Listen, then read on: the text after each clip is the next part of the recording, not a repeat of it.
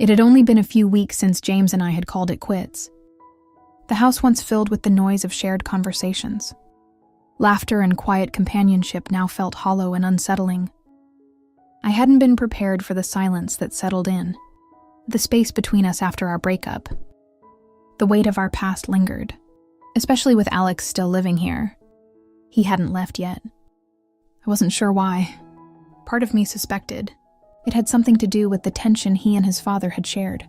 In the months before we split, James had always been distant, and the cracks in their relationship were evident. But Alex never said much about it. Maybe he was staying because he needed time to figure out what was next.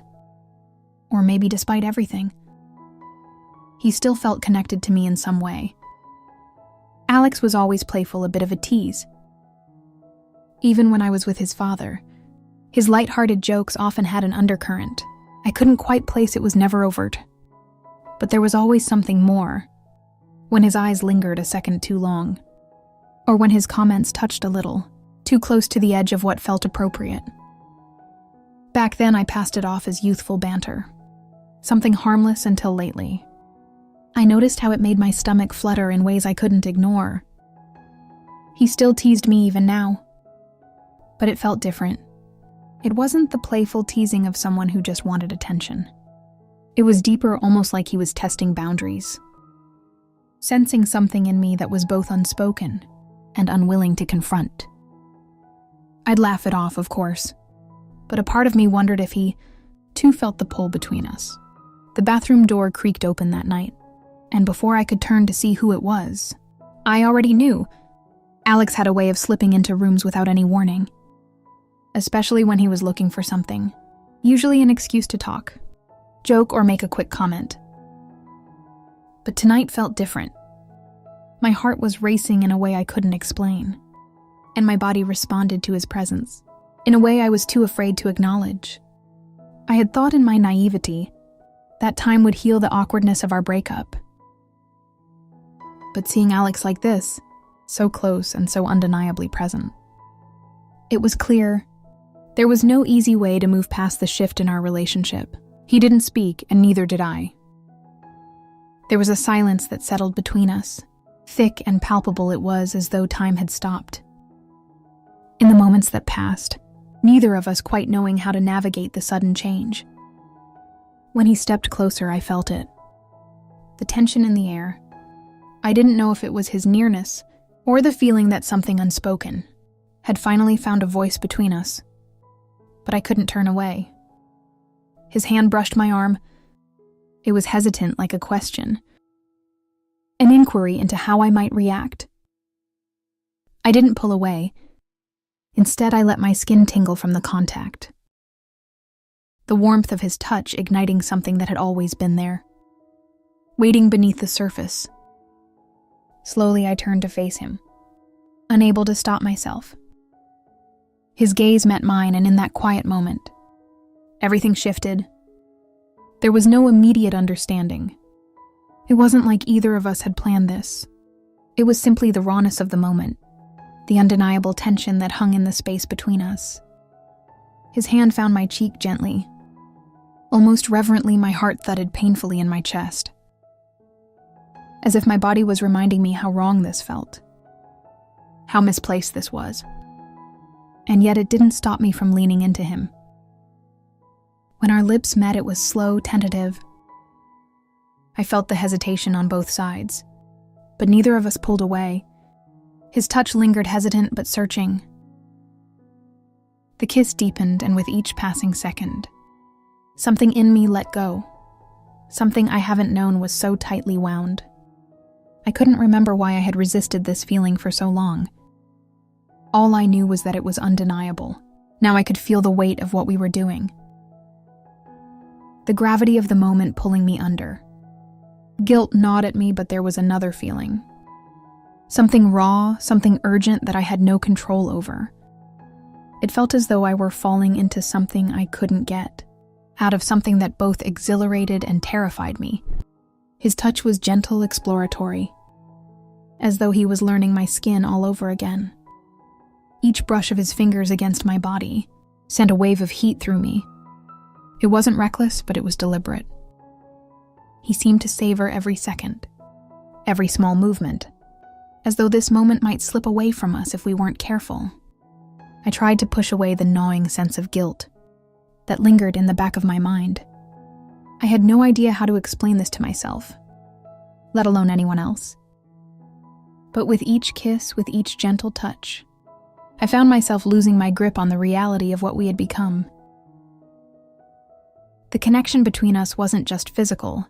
It was emotional, undeniable, and powerful. I had no words for it. Afterward, I lay there beside him, the silence between us almost oppressive. The warmth of his body next to mine was a stark contrast to the chill in my chest. I could feel the weight of what had just happened. The quiet admission that this was more than a mistake. It was something real, something that neither of us could ignore. But still the guilt remained. It was there lurking, reminding me of what I had just crossed. I had always told myself that I would never let things go this far, never let myself fall into something that would destroy me. Yet here I was, tangled in something I wasn't sure how to navigate. The days after the bathroom moment were filled with a strange stillness. I couldn't avoid him no matter how hard I tried. He was everywhere, his presence in the house as constant as the air I breathed. And every time we shared the same space, a spark seemed to flare between us, unspoken, undeniable. I could feel it in the way my heart quickened when our eyes met. In the way my body seemed to tense when he brushed past me. It wasn't something I could push away. It was inescapable. I wasn't sure how to navigate it. The guilt still clung to me like a shadow, but it was laced with something else, something too intense to ignore. The moments when I was near him felt heavy, charged as though the air between us was electric, with a kind of hunger neither of us could satisfy, by simply pretending everything was normal. I knew this was wrong. I knew it was a line I shouldn't cross. And yet every glance, every unintentional brush of his fingers against mine, made it harder to resist. It was one evening in the kitchen, the warmth of the fading sunlight spilling through the window, casting a golden glow over everything. The soft hum of the refrigerator and the occasional creak of the house were the only sounds. But that silence between us, so thick, so heavy, was deafening. I was standing by the counter, mindlessly moving through a task, my hands trembling as I wiped down the surface. And then without warning, I felt him. He didn't speak, but I felt his presence like a pool in the air. It was as though the space between us had narrowed, without either of us taking a step. I didn't look at him right away. I couldn't, but I felt the heat of his gaze on me. The way it seemed to trace the curve of my back, the slow, almost deliberate way he took in my form. The tension was unbearable, like an invisible thread connecting us, taut and trembling, waiting for something to give. Slowly, almost reluctantly, I turned. His eyes met mine, and I could see it there. The desire. It wasn't just in the way he looked at me. It was in the way the room seemed to shift, the air thickening between us. There was something unspoken there, a silent understanding that neither of us could deny. This wasn't about what had happened before. It was about something more, something raw and powerful that had taken root between us. I didn't move, neither did he. But the space between us had become a pressure I could no longer withstand. I could feel my breath quickening, my chest tightening. I couldn't look away from him. Couldn't pull myself from the intensity of the moment. And then with a slow, deliberate movement, he stepped closer. His hand brushed against mine, the contact light at first hesitant. But there was nothing uncertain about the way my body responded. Every fiber of me seemed to ignite at the touch. It was like a spark in dry grass, a rush of heat that spread through me in an instant. I couldn't stop myself as I leaned into the touch, as I felt myself drawn to him with a force that seemed too powerful to fight. And when his lips met mine, It wasn't like before, it wasn't soft and uncertain. It was urgent, a kiss that spoke of everything we had been avoiding. His hands found my skin, pulling me closer with a quiet intensity that left me breathless.